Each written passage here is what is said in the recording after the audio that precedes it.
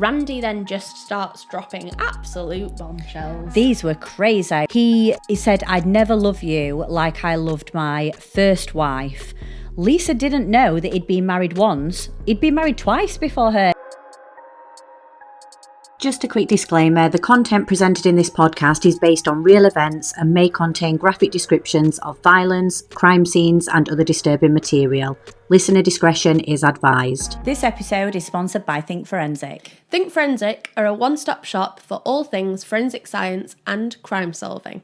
They hold experience days, as well as corporate events, team building events, and general education for primary school right the way up to university level, as well as other events and consultancy. There's also a shop where you can get your hands on all things crime solving, from evidence gathering to packaging and collecting evidence, as well as other forensic science equipment. For more information or to book on an experience day, please visit the website. Hi everyone and welcome back to another episode of Grave Secrets. We're your hosts, I'm Annie. And I'm Beth. Today we have another case study for you. We're going to refer to this one as the Arkansas family murders. I hadn't realised quite how many mass murders there were in Arkansas. So when we went to do research on this one, I just typed it in and I was looking for like some interviews or any background information I could find. And I just put in Lee County murders, Yes. murdered family or something. Yeah. And the ones that came up, there was a guy in the 80s who murdered 14 family members. Yeah, I think we're definitely going to have to cover that one at some point. That's going to be a long one though, isn't it? Yeah, so in Arkansas, this one, again, has been referred to as the Arkansas Massacre because it does refer to multiple deaths, which obviously we're going to talk about today, but there are multiple deaths. Yeah. It also led me down a rabbit hole of what classes as a massacre, because massacre is mass loss of life or loss of life to multiple victims. Yeah. But I didn't know, obviously language, where the multiple victims fits, as in how many victims does it have to be? You know, like if there's like a certain amount before it's classed as a mass murder. Like a serial killer has to be over a certain amount of victims. To be a serial killer, yeah.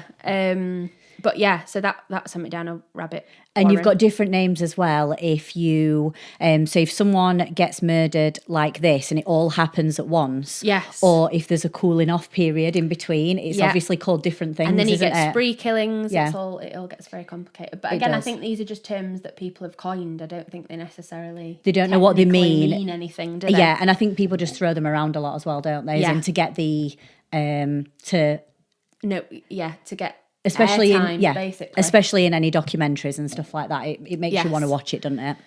So today's case, we have got quite a few references and we're using quite a lot of accounts that have come directly from one of the surviving victims. She did actually do a documentary that basically was her perspective of what had happened.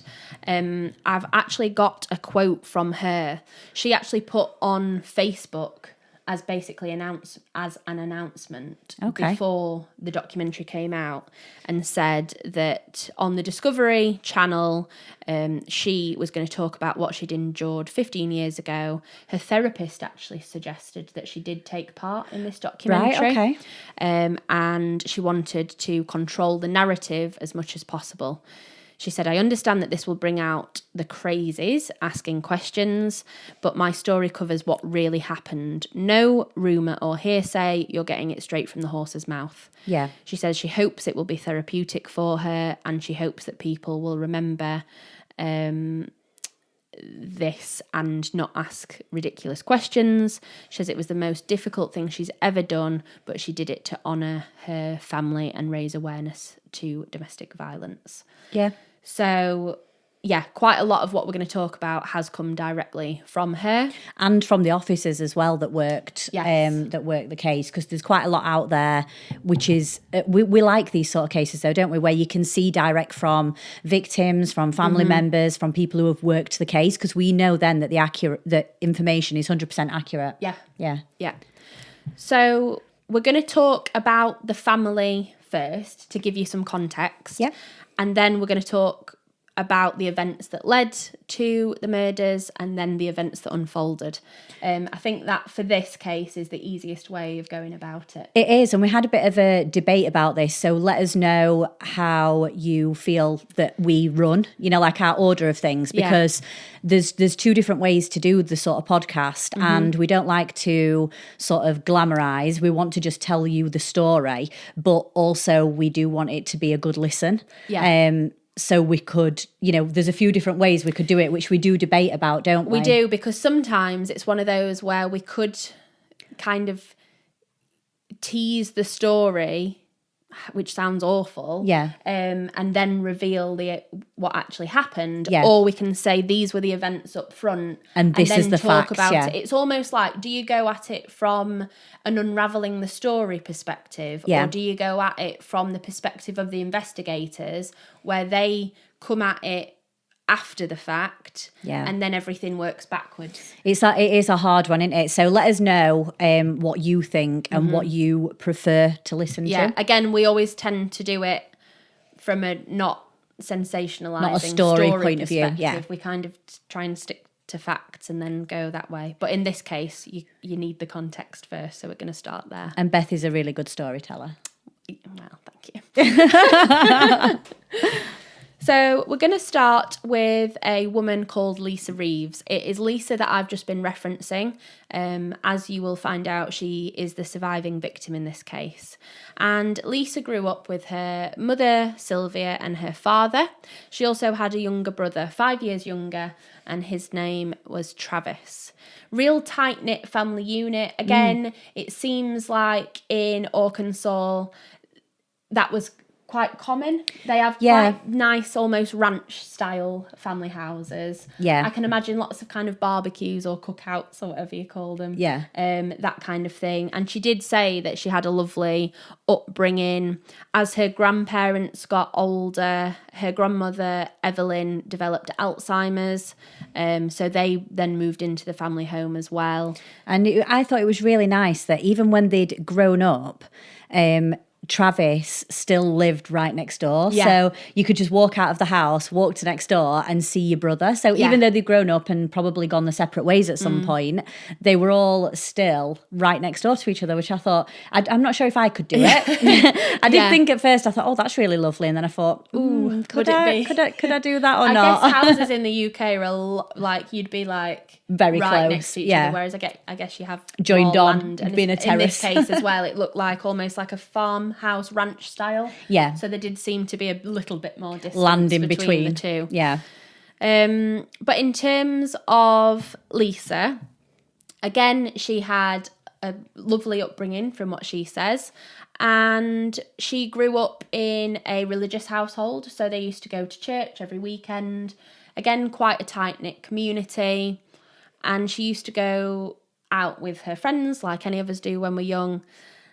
And in 1997, she actually went to a concert in Memphis, which is a nearby town, somewhere nearby. Yeah, somewhere near. Whatever. It was near. She went to a concert in Memphis, and she notices a guy in a flight suit, which again, flight suit, I would call a boiler suit, but I guess if it's specifically for flying, it's quite distinctive, isn't it? If you see someone walking around in that, it's a Top Gun outfit. You are gonna notice them, aren't you? And I can imagine if you saw someone walking around in that, you would definitely be over there talking and be like, "What are you wearing? Like overalls? What's the story? Yeah, give me the story. Like what's behind you wearing this suit?" So she spotted this guy, but then she also said that he seemed to look a little bit familiar, but she couldn't quite place where or why. She did actually joke that a man in uniform you're already more attracted to. Obviously, she's quite young at this stage, and she carries on. She's with her friends, but she goes to the bar, and while she's at the bar, this man then again comes up, is also buying a drink, and they then strike up a conversation. And they're effectively chatting as to whether or not they do recognise each other. They both found each other familiar, didn't they? Yeah. So they at this point, they're probably going back over the life stories a little bit. Like, I went here, or I went to school here, or we did this. And they came to the conclusion that they both actually went to church together when they were younger. Yeah. So she'd met him when she were basically a child. Yes. So they did know of each other. They had similar morals in that they were both religious. And she starts asking questions. She obviously says, "Why are you in your work outfit?"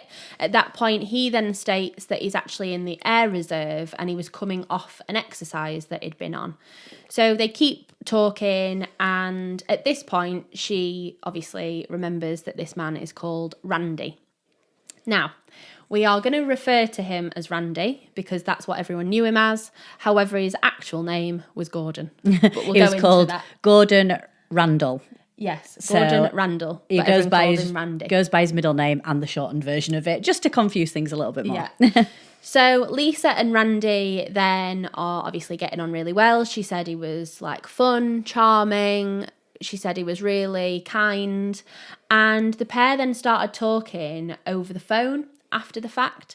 She said she really wasn't looking for a relationship. She wasn't in a position to that's not what she was interested in.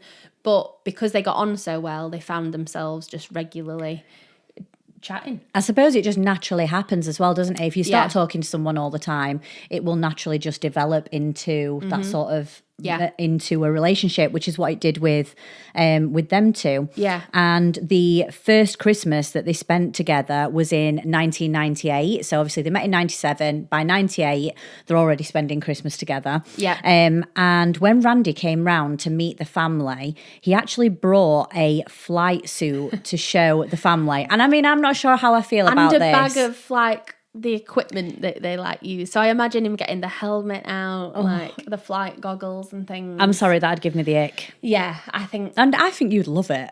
Would I? I'd like to think I wouldn't. But maybe I'd be like, yeah, look at this, everyone. And in this case, the family did actually think it was like quite cool, didn't they? Yeah. I mean, it's something different. And if there's a man there who is dating your daughter and he's taken an interest and he's took all this time to bring these things round and show you and talk about it. Yeah. And to be fair, it's not something that everyone would get to see. No, and I think you are trying to make a good impression, aren't you? Now, I'm going to generalise now and say that parents probably in that area want you to settle down with a nice man with a good job. Yeah. And I think probably they saw that he did have this Yeah. quite impressive career at quite a young age. Yeah. He is showing it off, but they probably thought, okay, this is a good match. This is a good call. Yeah. And again, he appeared really well educated, had similar morals, which we've already mentioned. But then he did also mention that he was involved in Operation Black Hawk Dawn. Yeah. Which was quite a famous operation. Yeah. So again, at quite a young age, he's already throwing out all of this. Yeah. And I suppose if people don't really know a lot about it, maybe you would be impressed. A bit starstruck, really. Yeah. You would be impressed by this, especially when he's dropping names in like that. Yeah. So the relationship's going well. The family kind of approve of the couple, and Lisa and Randy are getting on really well. There were a few alarm bells, but again, one of those things that you probably hear in passing and don't think an awful lot of at the time. But Lisa said that her dad wasn't too happy when he overheard Randy making comments about Lisa's weight. Yeah. So he had said something about that she was a little more overweight than he was. Yeah, you outweigh me by about 30 pounds, I think he said. Yeah, which is just a really odd comment. I'm not sure in anyway. what context that would have been said, and in no context that would have been okay for him to say, is what I was thinking. But Lisa did say it wasn't a regular occurrence that he was saying these things. Like, it was a one-off comment that she sort of, I think she sort of ignored because she thought... See it as a joke, maybe? I don't know. It's difficult, because she just thought, well, he doesn't do this all the time. It's a bit out of character for him to be acting like that sort of thing. So shortly after that, they actually got engaged and Randy proposed. So again, you would think, well, he clearly loves me. Yeah, and he wants to spend the rest of his life with me because he's got down on one knee. Yeah. So within 3 years, the pair had got married. They bought a house together, which was just 15 miles from Lisa's parents and obviously her brother. So again, they've kind of got the perfect Yeah, they've life. stayed local. Yeah. Yeah. Lisa has managed to stay near her family. And unfortunately, not long after having moved in together, Lisa did then sense a shift in Randy's behaviour. And we do see this quite a lot in the cases that we research, don't we? It seems to go all right for a while in relationships, and then it's all of a sudden, maybe when someone moves in together, when they think that they've got you, or when, in this case, when Lisa and Randy married, it was almost like, oh, well, I've got her now, so I can be my true self. Yeah. And it's actually scary, isn't it? I know, it's awful. So she said that just 9 months after having moved in together, and then 3 weeks after marriage, Randy then just starts dropping absolute bombshells. These were crazy. When she was saying these, like he said, I'd never love you like I loved my first wife. Lisa didn't know that he'd been married once. He'd been married twice before her. He'd had 2 ex-wives. So to just drop that on her, surely in passing conversation, even when you're planning the wedding, you'd say like, oh, I had my first wedding here, or do you know what I mean? Yeah. Like, how does someone not say anything? People are reluctant to get married for a second time, never mind a third time. Yeah. But he clearly didn't have any problem with it. Yeah. And then on top of that, he also just casually mentions that he already has 3 children. And again, that is something that if you want children, is quite a significant thing to have to take into consideration. Because you would like to think that he is paying already either at least child support for those children. So that's a big chunk of your money, obviously got rightfully so. And I thought as well he wasn't seeing them, because if she didn't know that he had children, he had not seen them in the whole time they've been together, which is what, 3 years by now? So that if you want kids with that person, they're already not a good dad to 3 children they've got. Yeah. So that would then influence your decision as well. Yeah, definitely. So an awful lot to take in. But not only is she then coming to terms with it, she's finding out all of this huge, life-changing information about her new husband. I nearly said fresh husband. Fresh. Her new husband. But she also said that the way that he delivered this information was really strange. Obviously, he'd been quite charming and thoughtful beforehand. But she said that the way that he told her this information was quite matter of fact. There was no emotion behind it. It was almost like he didn't understand that this was quite a big deal. And he didn't understand why she was upset by it, which I just don't get, because surely when you drop a bombshell like that, the other person is going to be upset, and you've got to take that into consideration. Yeah. But he just didn't, did he? No, it was just very matter of fact. And then he was quite hurtful. So not only had he referenced these 2 previous wives that he'd had, but he also then stated that they were both thinner than Lisa. So again, he's making reference to her weight here, which is just unacceptable. And you think, well, if you've got such an issue with me as a person, then why have you married me? Why have you been with me for 3 years? But again, from what we know of controlling relationships, they do tend to prey upon people that they see, whether or not they are vulnerable, but that they see as being maybe easier targets, which again is horrific. So Lisa is now suspicious of her husband. Yeah. You would be, wouldn't you, after all that? With absolute reason. So unfortunately, she said she did then begin to question everything she kind of knew about him, which she would. So she becomes more and more suspicious, and one day, which you would, she thinks, right, I need to physically find out some information for myself. It's kind of taking control over the situation, isn't it? Yeah, because I feel like when you're first with someone, you just take everything they say and you believe it because you've not got a reason not to believe it. Yeah. But then as soon as someone gives you a reason, you then start looking back over everything else, don't you, and thinking, was any of that even true? This case really reminded me of, have you seen the Dirty John series? No. So in one of the series, I think it was the first one, so they've done a dramatised version, but there's a documentary version as well. Yeah. And he was very similar, where the first time she met him, he was in full scrubs, said he was a doctor. Okay. Turned up to an event that she was working at late. She was like at a gala or something. I know which one you're on about. Again, he turned up in his scrubs. Yep. And said that he'd been working a really late shift. And then I can't quite remember how it all unfolded. But again, they then moved in together. He became really controlling. And she ended up also finding out that his whole life was a lie. A con. Yeah. It was all a big lie. So it did remind me of that. But again, that has happened numerous times. They made a whole second series of another case that was similar to that. And this could be a third. Yeah. So she decides to take control, and she knew that there was a briefcase that he always kept in a certain closet, in a certain wardrobe or whatever. So she decides when he goes to work, she's going to have a look at it. And she finds, again, this whole life of lies. She finds that Randy was never actually a major in the army like he'd said. He was a sergeant.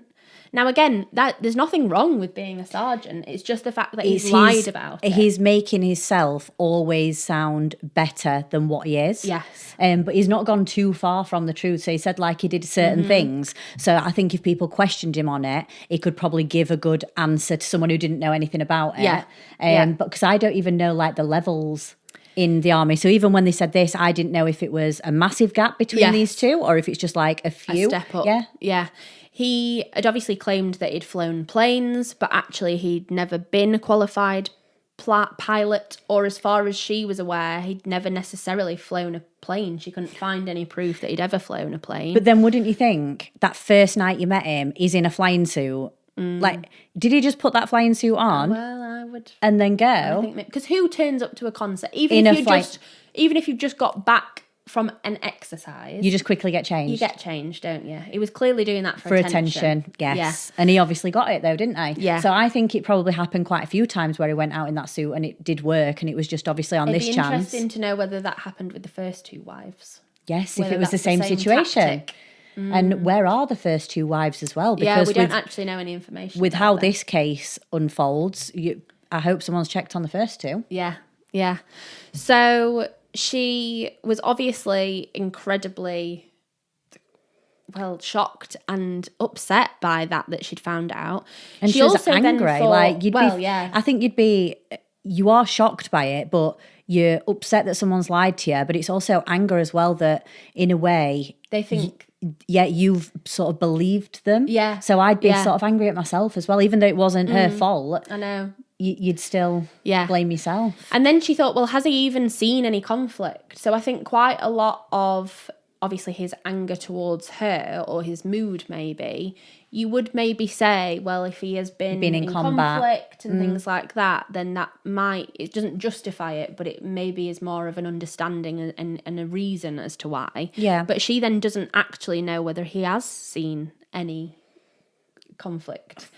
Yeah. So she's really unsure, and I do think that she did the right thing here. I mean, it's difficult to say, isn't it? Some people would then keep that information to themselves and then just keep digging and digging and digging, and you kind of get yourself down a real rabbit hole. You do, and I just think if they've lied about that amount of stuff to start with, you can keep digging and there is going to be more stuff. Yes. But what is the point? What good is it? And it's not going to do yourself any good. No. And in this case, Lisa did actually leave him and she moved back in with a family, Yeah. which, like you said, I think this was definitely the right thing to do. So she confronted him pretty much as soon as she'd found that briefcase and basically said, what the hell is going on? You've lied clearly about everything that you've told me. And at that point he did become angry. Obviously she discovered his lies, which no liar likes, and said, well, what harm can a little lie do?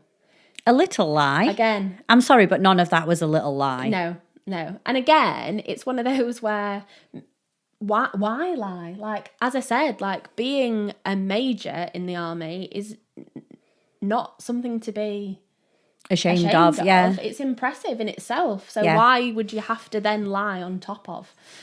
But it's crazy. I think he was actually a compulsive liar. Yes, he must have had some sort of issue with lying.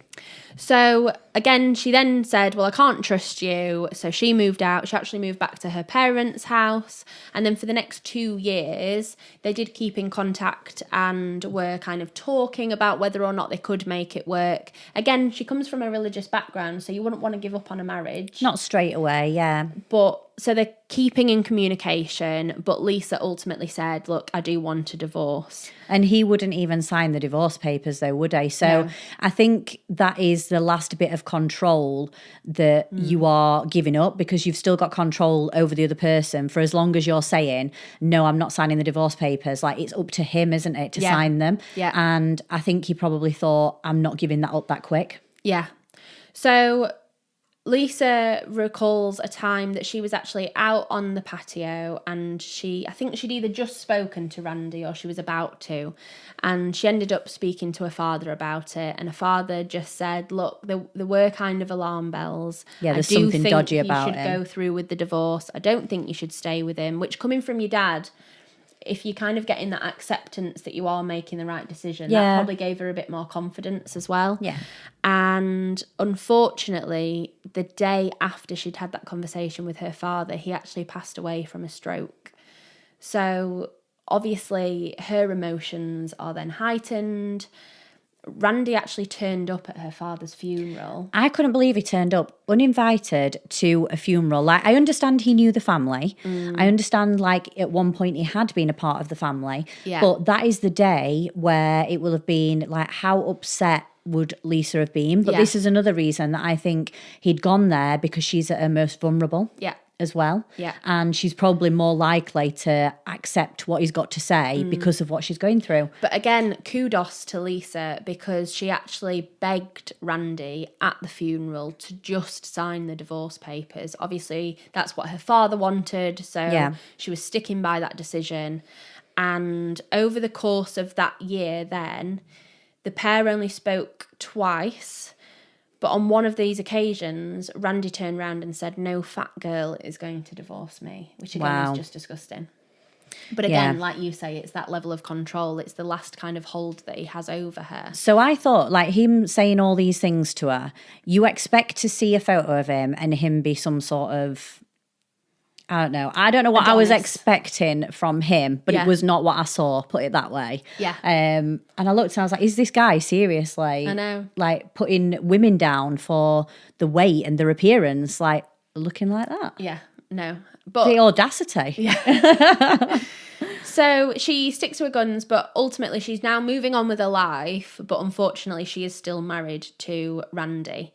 And things went on. So the funeral was in 2006. As I say, over the course of that year, they only spoke twice. And then we come to 2007. Yeah, so there's quite a big jump here, but we're going to jump to February the 12th, 2007. So Lisa is at home with her grandparents, and Sylvia, her mother, is actually at a church meeting. So when her mum comes home, it was about 9 o'clock. Sorry, that was Beth opening a bottle there. So Sylvia, Lisa's mom, comes home about 9 o'clock from church, and she comes in and says good night. Yeah. So like you would do, if everyone's still up, you'd go around and say night to each other. Again, Lisa's got her own room, so she'd have probably just... She said she was doing some work or something. And when Lisa looked at the clock, it was around 12:47 a.m. So we're talking about 10 to 1 in the morning. And Lisa actually heard something that sounded like someone was trying to get through a door. So I'm guessing it was like the door handle rattling, maybe, you know, when someone checks if your door's open or not. So in itself, where they were living didn't look like in a massively built up area, did it? No, you're not going to drunkenly mistake it for the wrong house. Yeah, but then I thought, did she think maybe it was Travis? Because I go to mum and dad's, and the first thing I always do is try and see if the door's open before I get in. So equally, her grandma is living there, and her grandma, Sylvia, has Alzheimer's. So whether or not she got confused. Yeah, exactly. So Lisa actually goes down the corridor to the back door, and she actually sees someone come through the window. And when she looked over, it was actually Randy that had come in, and she said she'd never seen him like that before. When she looked at him, he'd just got sort of a blank expression on his face, and she said he had, did she say blue eyes or green eyes? And she said they were so dark, it looked like his eyes were like black. There was no colour left in them. And again, a lot of people reference that. Like, you just can't imagine it, can you? But a lot of people that have unfortunately come face to face with a killer Yeah. or someone that is committing a really violent offence, they do say that there's kind of just a darkness. There's in just their a eyes, look that you just, it's just the look itself. which is terrifying. Is just scary, Yeah. isn't it? And at this Yeah. point, when Lisa sees him like that, she obviously must be terrified. Yeah. And straight away, Randy starts attacking Lisa and strangling her, hitting her continuously. Yeah, he threw her up against the wall by her throat initially, and then she obviously fell to the ground, and at that point he was then hitting her repeatedly. Yeah. And And even while she was on the floor and she's defenseless, like, she actually said at this point she thought she was probably going to die in this situation. Yeah, and again, bear in mind, she's not seen him now for a good probably 6 months. And there's it's nothing... not like she's seen him recently and he's been over to come and talk to her. I was going to say, there's nothing really that triggered this in a way that she'd had a conversation with him and that's what's like sparked it. She'd spoke to him twice in the last year. So at that stage, obviously, she would have been shouting, like, what is going on, Randy? What are you doing? Kind of thing. So her mum, Sylvia, then comes out to help. And she then basically just says, Randy, what are you doing? Yeah, this is demonic. What is going on? What are you doing? And at that point, I think calling him demonic, Lisa says, basically, if he wasn't already tipped over the edge. That was it. And sent him into another rage. At that point, he then hit Lisa's mother. Lisa's mother, I think, manages then to run again down the corridor, but he is then attacking Sylvia. He starts hitting her, and as Lisa goes to pull him off her mother, he then swings and hits her in the collarbone. So she is obviously injured. Yeah. Her mother is injured, but then her mum again tries to run down the corridor, down the hallway. And at that point, Lisa says that Randy almost looked at her and looked at Sylvia, but then took a gun out of his pocket and shot Lisa's mother. You know, just to see him reach in for his gun, taking his gun out and aiming it at your mom, I just can't imagine what any of them were going through. Well, she said at that point she felt like she kind of left her body. Like an out-of-body experience, yeah. You're just watching what's going on. I think she went in here to, like, fight or flight, because she said it was like someone else had taken over her body at this point, because she couldn't deal with the situation that, you know, something had taken over to help her survive, and that's definitely fight or flight, isn't it? Yeah. And it would be so difficult because obviously she lost her father a year ago or so. Her mother has now just been shot in front of her, but she's still got her elderly grandparents in another room in the house. So you'd be really torn as to where to go and what to do. Because you don't know how badly your mum's injured at this point. And then your grandparents are also old and defenseless. Like, if he gets into there, about trying to keep yourself safe. If he gets into the grandparents' room, there's nothing that they can do to defend themselves. It's so conflicting, isn't it? Yeah. So she actually ran down towards her grandparents' room again to try and keep them safe. At which point she then hears a second shot, and again that is just horrific. Yeah. Because you think if he's still by her mother, the chances are that second shot was for her mum as well. Yeah. She now enters her grandparents' room, and bless her, she says that her grandpa was stood by the door. And at that point, Lisa says to her grandpa, like, I think he's killed Mama. Randy shot my mama. And the granddad, who I believe's called James, is referred to as a couple of different things in like articles and stuff, but she referred to him as James. So her grandpa said, oh, no, it can't be Randy. Randy wouldn't have done that. Because obviously they know him as well. Yeah. But they were all you're just in shock, aren't you? You've just got no real idea what's going on. Yeah. So Randy then begins banging on the door. He obviously realised that Lisa had gone into their room. So he's banging on the door, and then all of a sudden, everything goes quiet. See, I think this is scary. Yeah. Because at least when he's banging on the door, you know he's there. You know where he is. Yeah. when it goes quiet, where has he gone? Has he gone outside of the house to try and get through a window? Yeah. Has he left? Has he realised what he's done? Has he like snapped out of his sort of whatever it was that he was in? Yeah. Like, where is he? And the one thing I thought in all of this as well is, like you said, as far as Lisa's aware, there's no catalyst for this attack. Yeah. But you would assume that he's coming for her. Yeah. You would assume that he's coming to attack Lisa because he's, you know, been wronged by his wife. She wants to divorce him. And yet he's gone back to Sylvia and shot her a second time. Yeah. So it's really difficult now because you kind of think, right, well, his target must be Lisa, and she must have been thinking the same. She's trying to keep her grandparents safe, but at the same time, if he's coming for her, you'd think he'd be trying to get to where she was. Yeah, and I think she was really brave in this situation as well, because when it went quiet and Randy had stopped banging on the door, Lisa actually went to the door and opened it. Yeah. And the grandpa even said, didn't he then, you know, shut that door because, you know, you're going to die, basically. Yeah, and she said she also got a feeling as well where she was looking, and I think the corridor must have split into two. Yeah. So I think from what I can gather, there was like a long hallway and then a short one. off. Yeah. But so she obviously opened the door to look, couldn't see him at all. Her grandpa's obviously telling her to shut the door, and she said she did just have this feeling that if she didn't shut the door, something was going to happen. Yeah. So she shuts the door again, and she then thinks he must have realised what he's done, the severity of what he's done, and he's fled. So she then decides, well, who can help us? Yeah. Travis. And at this point, Lisa's the only person that could really go to get help, because you've got elderly grandparents. You know, you can't really do anything. You can't move them anywhere. Yeah. So Lisa, again, was brave in this situation, because we still don't know where Randy is. Yeah. And she actually climbed out of the bedroom window. And again, it must be pitch black. I mean, they might have had floodlights or whatever, but you'd think it'd be pretty dark. It's, what did we say? It's like 1 o'clock in the morning. Yeah. And she's now going out into the darkness, not knowing where her armed ex-husband, who is a murderer now, because he's just killed her mom. Murderer. Is, but she runs, and she says obviously she was barefoot, she was in like her night clothes, and she went round to her brother Travis's house. She was knocking on the door.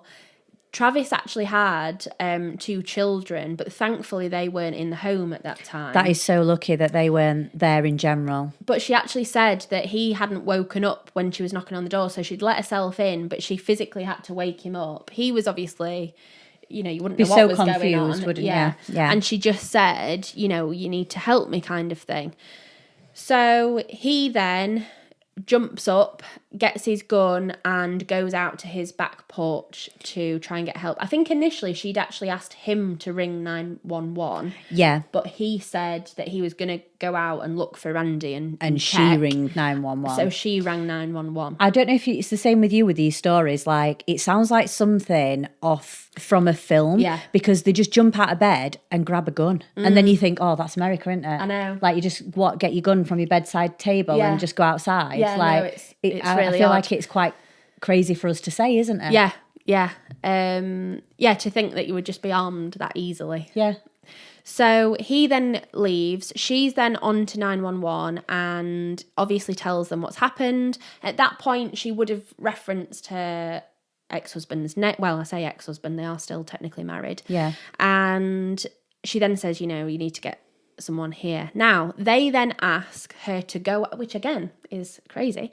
They then ask her to go out onto the front porch to check whether or not his truck, Randy's truck, is still there. Which again, fair enough, because they want to know whether there is still an armed gunman on the scene. But again, she's got to be very, very brave to do that. She's the original target and she's got to go outside. But then I think in America, the what they called the dispatchers are just very different to what they are here, because we spoke about it in the Idaho 4 how different they deal with things. So maybe that was a normal thing to do, just sending her to look. So she went out there and she said at that point, about 20 feet away, she actually sees Randy again.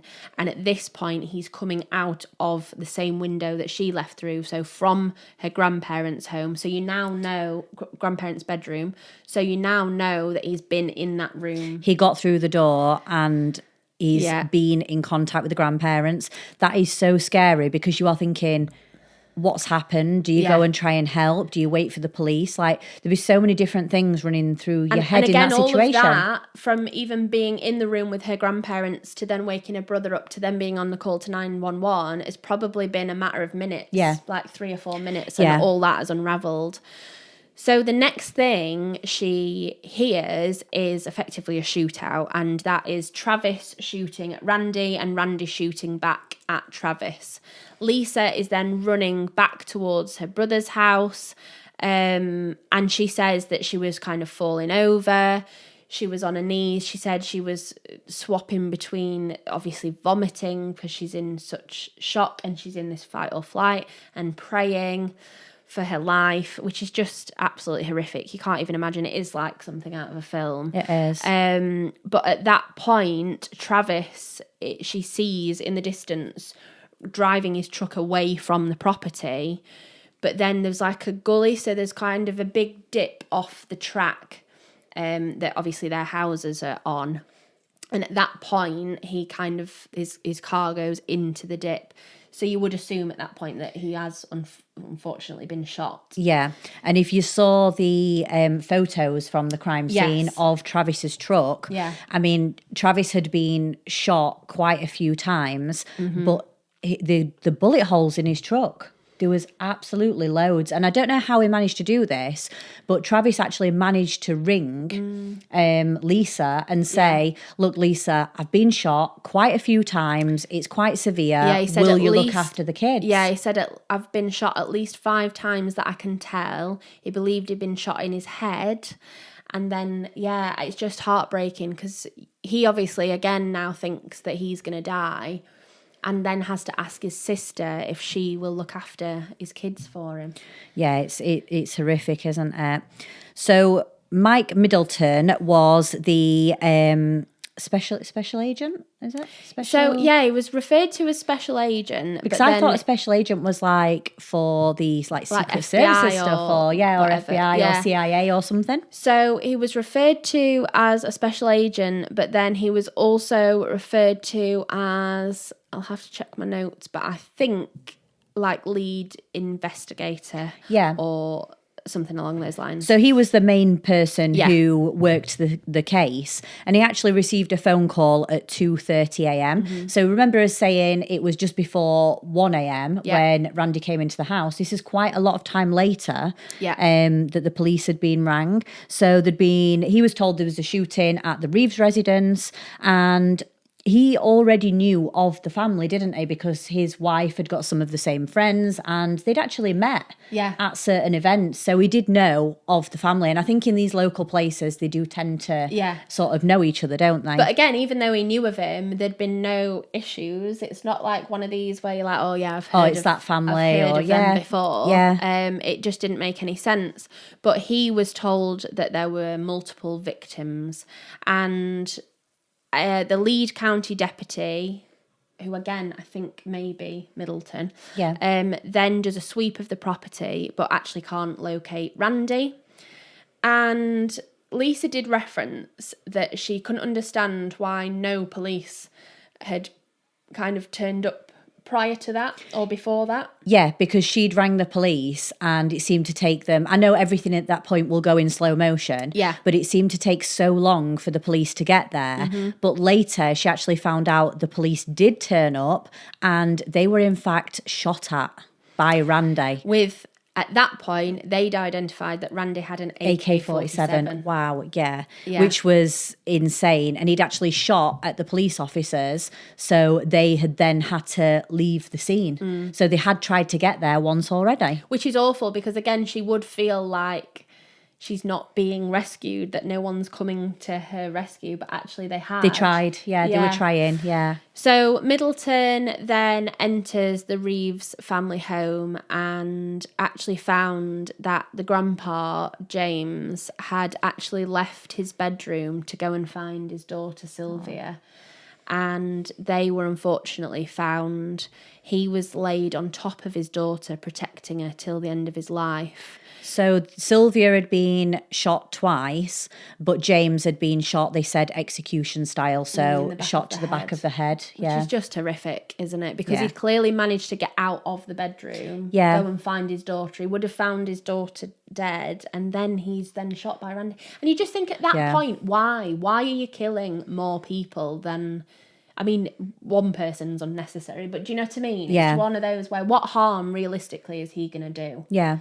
And then, unfortunately, the grandma, Evelyn, was then found deceased in their bedroom, again with a gunshot wound.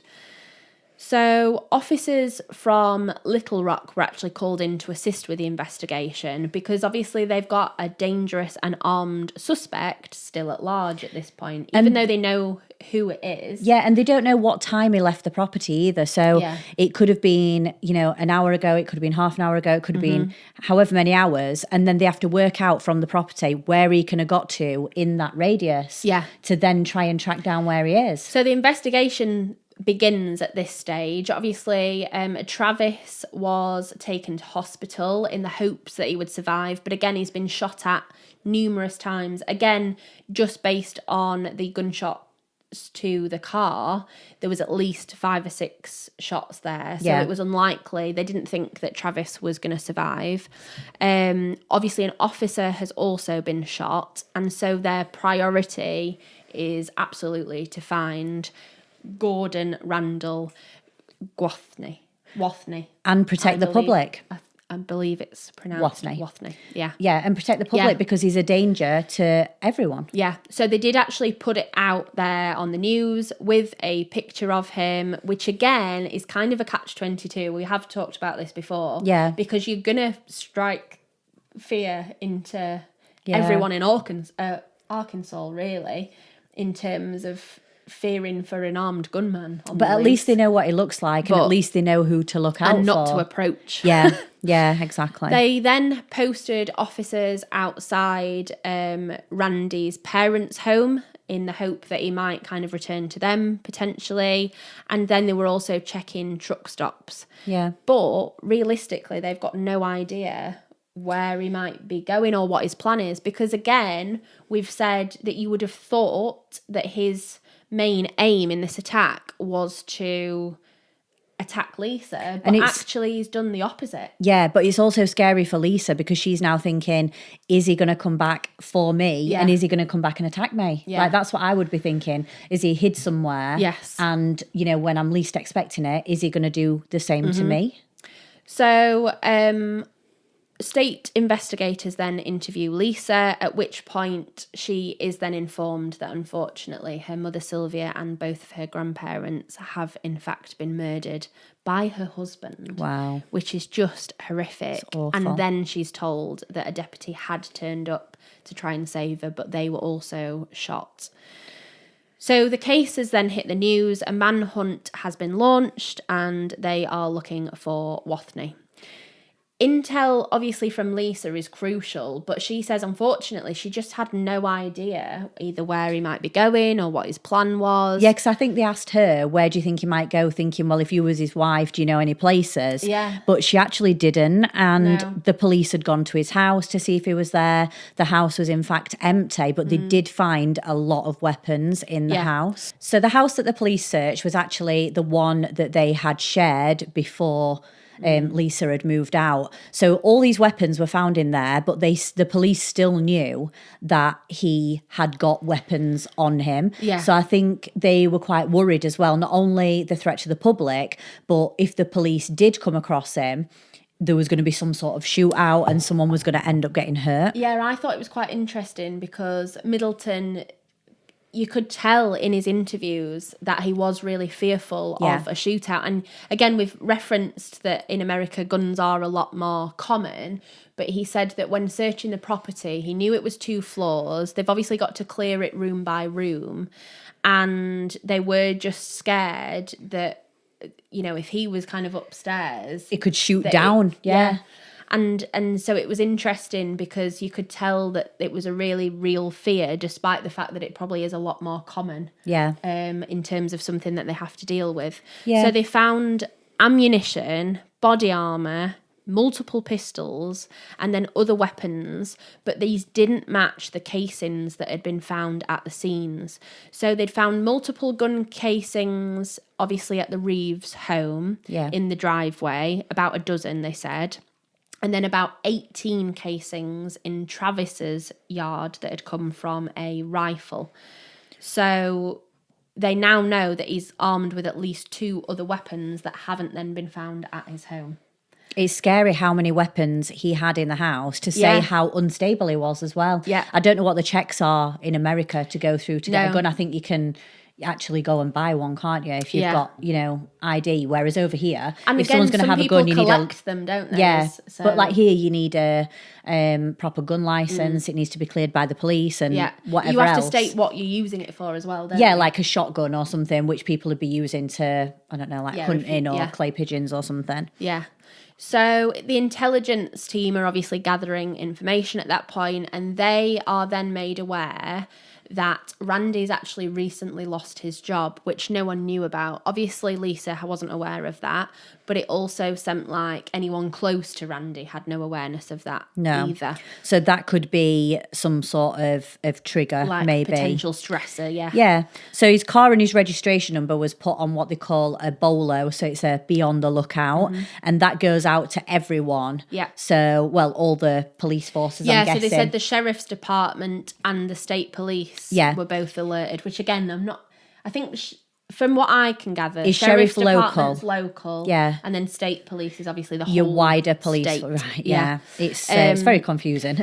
Lisa obviously hadn't been able to provide too much intel in terms of his plan, because how was she meant to know that? But obviously she was able to give a description of him, what he was wearing at the time, obviously his truck and things like that.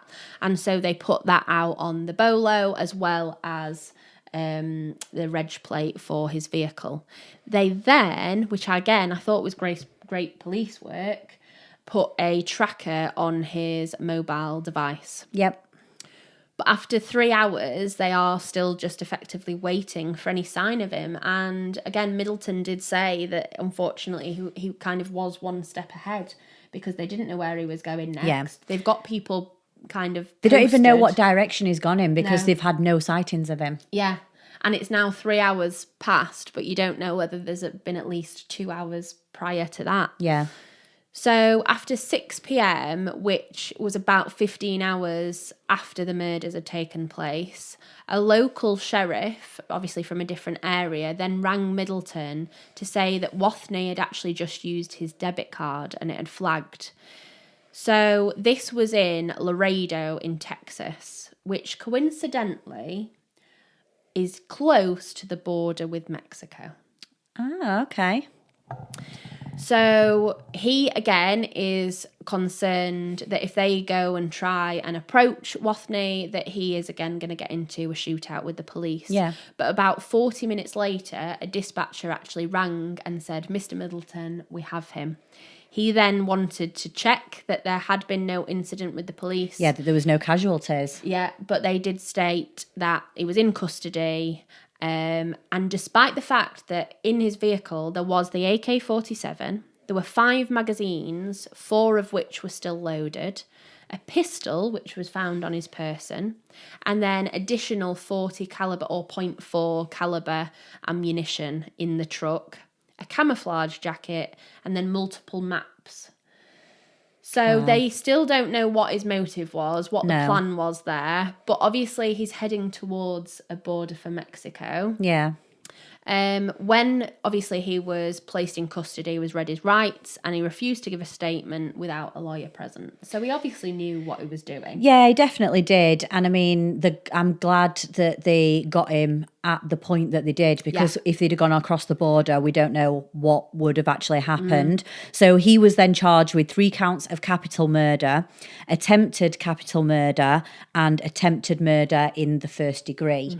So Travis did actually survive the ordeal, and he was one of the attempted murder charges. Incredible that he survived. I don't know how he did with all the injuries that he had, but he basically had to learn to do everything again, didn't he? Yeah. He had to fully rehabilitate himself. Yeah. So I believe that he was shot in the femur. Yeah. He was shot in, I think it was both of his arms, and like multiple times basically. And yeah, he was under rehab for 9 months and had to learn to walk again. Yeah. So it's just absolutely because to be shot in your femur, that's obviously the biggest bone in your leg. Yes. Like you wouldn't be able to walk for God knows how long. So I even thought when they said 9 months, I thought, 9 months is a long time. But in retrospect to his injuries, like he actually made a good recovery. Yeah. But unfortunately, in the interviews that I watched, Travis just wasn't in the right sort of mind frame and didn't think it would help him mentally to take part. So we didn't get chance to hear directly from Travis what happened. But there was a little snippet in one of the interviews with Lisa where she spoke to Travis and she rang him and he said, I'm proud of you for doing it. And I'm sorry that I couldn't. Yeah. And it's just, if it's not beneficial to him. Yeah. And again, he's point. got a family, hasn't he? And so I think she's probably doing it because, again, it's been recommended that she kind of gets her side of the story out there. Yeah. But it's slightly different for him, I guess, if you've got a family and kids and you don't want them to maybe watch it back and things like that. Plus, different people live with trauma differently. Yeah, they deal with it differently. Yeah. So, but it's just nice that he was supportive about her doing it. Yeah, definitely. And in 2008, Randy actually pleads not guilty by reason of mental defect.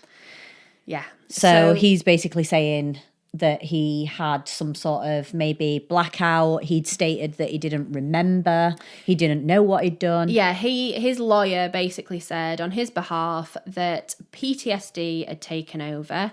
He didn't mean to hurt anyone. PTSD from what? He'd not been in combat. Well, yeah, this is the thing, isn't it? We don't actually know. When you unravel all the lies going back, this, the lawyers had had a field day there. The lawyer also then said that he had been placed on some medication that had interfered with his brain capacity. Okay.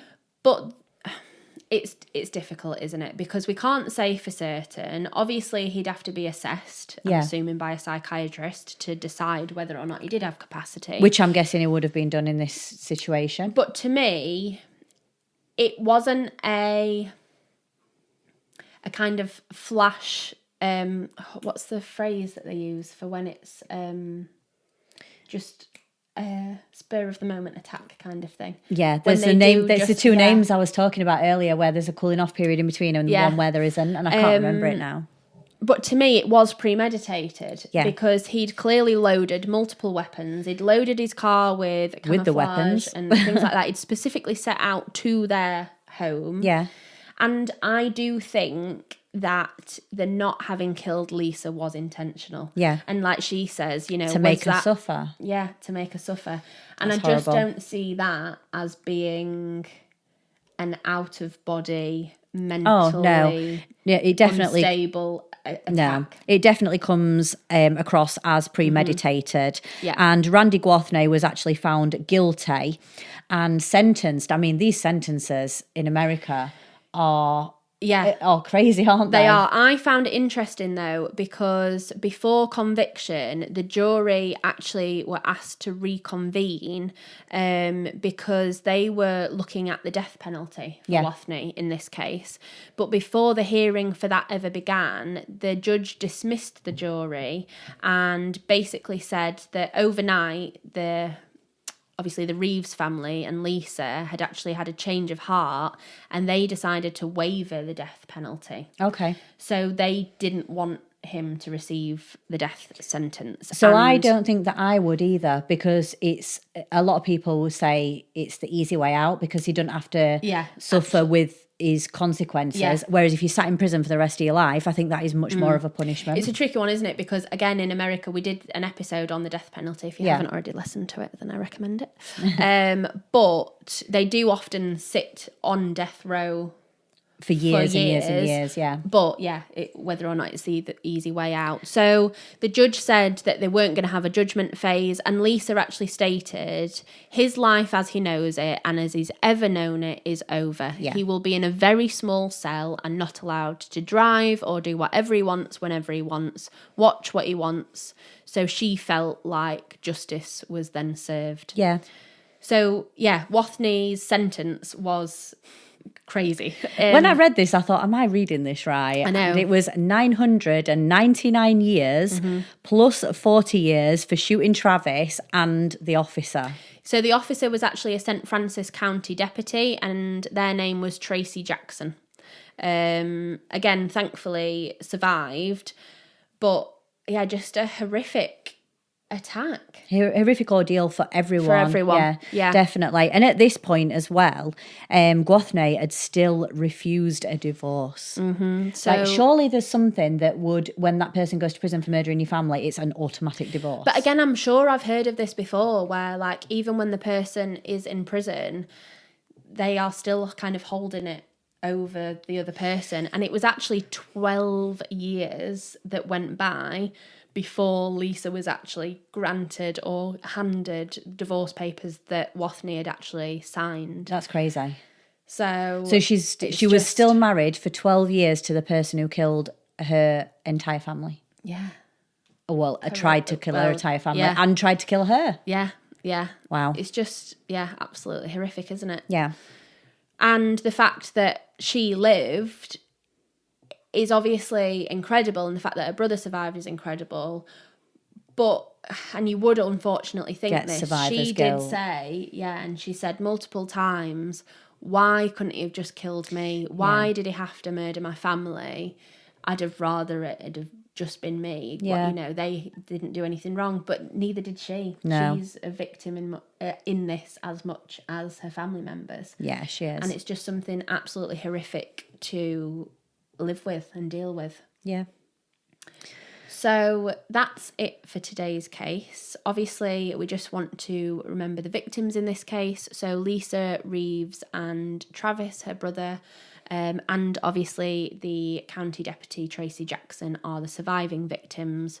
But it was Sylvia Reeves and then Evelyn and James that were murdered in this case. And it's just a horrific one. Yeah, it's horrible. And interestingly, one that there's not a lot of coverage on, really. There's not a lot of information out there about it at all. When I was researching it, there was a few interviews, a little bit of information here and there, but it was more to like, you had to sort of piece it together, didn't you? From different angles. Which is crazy, really, because I thought there'd have been at least documentaries done on this because it's quite extreme, isn't it? Yeah.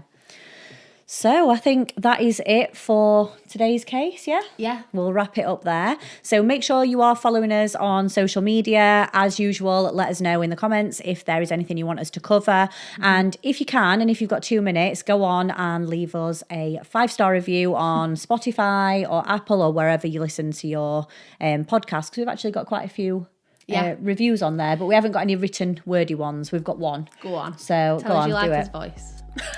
You like Beth's voice. So yeah, that's it for this week, and we'll see you next time. Take care. Bye.